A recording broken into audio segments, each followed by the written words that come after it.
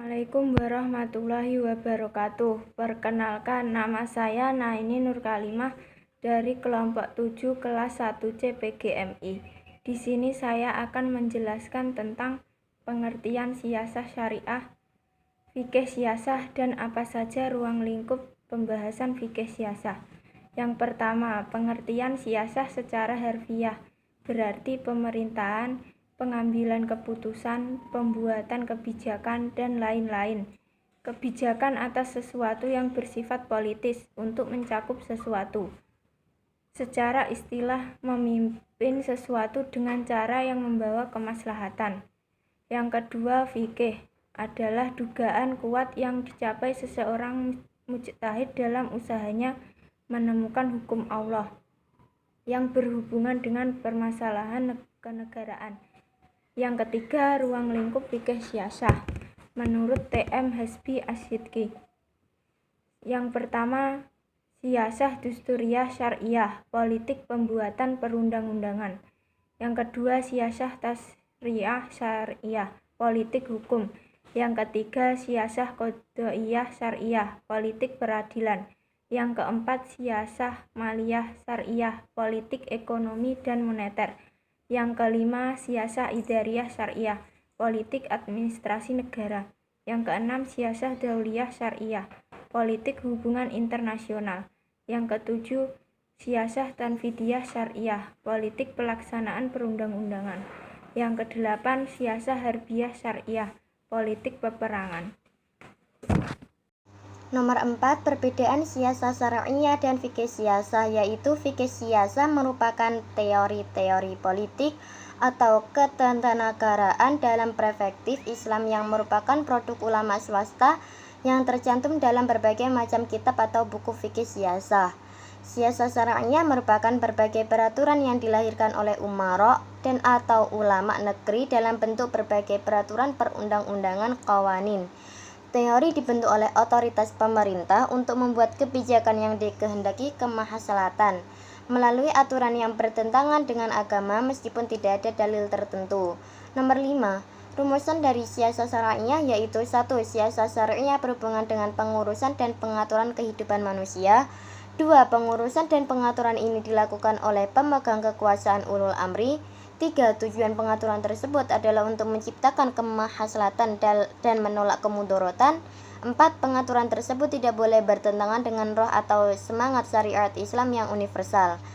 Nomor 6. Pengertian kelembagaan Islam. Secara umum, lembaga memiliki 3 pengertian yaitu pranata, norma atau aturan-aturan.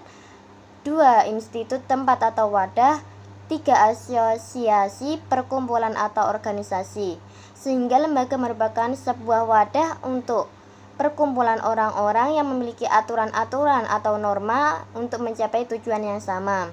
Secara khusus, lembaga Islam adalah sistem norma yang didasarkan pada ajaran Islam yang sengaja diadakan untuk memenuhi kebutuhan Islam yang sangat beragam mengikuti perkembangan zaman.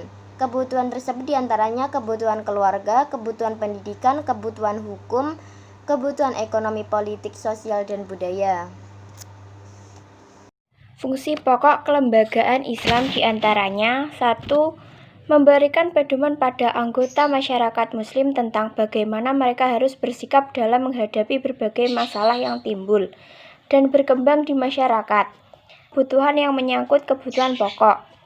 Yang kedua, memberikan pegangan kepada masyarakat yang bersangkutan dalam melakukan pengendalian sosial menurut sistem tertentu, yaitu sistem pengawasan tingkah laku. Yang ketiga, menjaga. Jadi harus memperhatikan dengan seksama lembaga yang terdapat dalam masyarakat yang bersangkutan. Aliran yang tidak selaras menurut para ahli. 1. Aliran kapitalis liberalis adalah aliran yang mengutamakan benda dan hanya bersifat duniawi saja. Akal pikiran serta perasaan manusia yang dikembangkan secara bebas dan otonom. Oleh aliran ini diputuskan hubungannya dengan sumber samawi, yaitu sumber yang berasal dari Tuhan. Yang kedua, aliran yang berpaham sekuler ini melepaskan diri dari agama. Hal ini tentu saja tidak sesuai dengan Islam, yang lembaganya bersumber dari ajaran agama Islam. aliran kedua ini yaitu Marxis, yaitu aliran yang timbul kemudian menolak aliran pertama yang liberalis, kapitalis, dan sekuler, sesuatu yang bersangkut paut dengan Tuhan, agama, dan akhirat.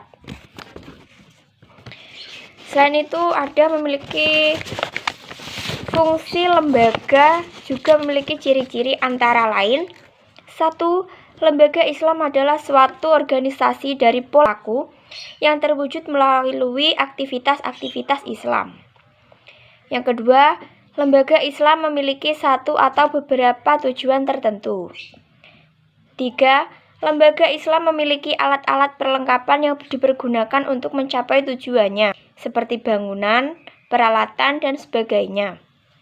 Yang keempat, lembaga Islam memiliki lambang-lambang. Yang terakhir, lembaga Islam mempunyai tradisi baik tertulis maupun tidak tertulis yang merumuskan tujuannya, tata tertibnya, dan sebagainya.